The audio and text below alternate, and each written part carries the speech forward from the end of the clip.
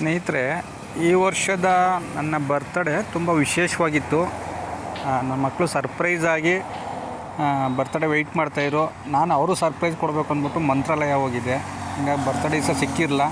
ಪಾಪ ಎಲ್ಲ ಏನೇನೋ ರೆಡಿ ಮಾಡಿಕೊಂಡು ನಮ್ಮ ಡ್ಯಾಡಿಗೆ ಬರ್ತ್ಡೇ ವಿಶ್ ಮಾಡಬೇಕು ಸ್ಪೆಷಲಾಗಿ ಅಂದ್ಬಿಟ್ಟು ಕಾಯ್ತಾಯಿದ್ರು.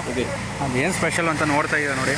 ಎಲ್ಲ ಫ್ಲವರ್ಸ್ ಎಲ್ಲ ರೆಡಿ ಮಾಡಿಕೊಂಡು ಅದನ್ನು ಅವರ ಆಸೆ ಯಾಕೆ ನಾವು ನಿರಾಸೆ ಮಾಡಬೇಕು ಅಂದ್ಬಿಟ್ಟು ನೆಕ್ಸ್ಟ್ ಡೇ ಬಂದಾಗ ಸರ್ಪ್ರೈಸಿಗೆ ನನ್ನ ಮಗಳು ಇಬ್ಬರು ಕೂಡ ಫ್ಲವರ್ಸ್ ಎಲ್ಲ ಹಾಕಿ ಎಲ್ಲ ಬಾಟಲ್ಗೆಲ್ಲ ಹಾಕಿ ಇಟ್ಕೊಂಡು ಅದನ್ನು ಎಲ್ಲ ಫುಲ್ ತಲೆ ಮೇಲೆಲ್ಲ ಹಾಕಿ ವಿಶ್ ಮಾಡ್ತಾಯಿದ್ರು. ತುಂಬ ಖುಷಿಯಾಯಿತು.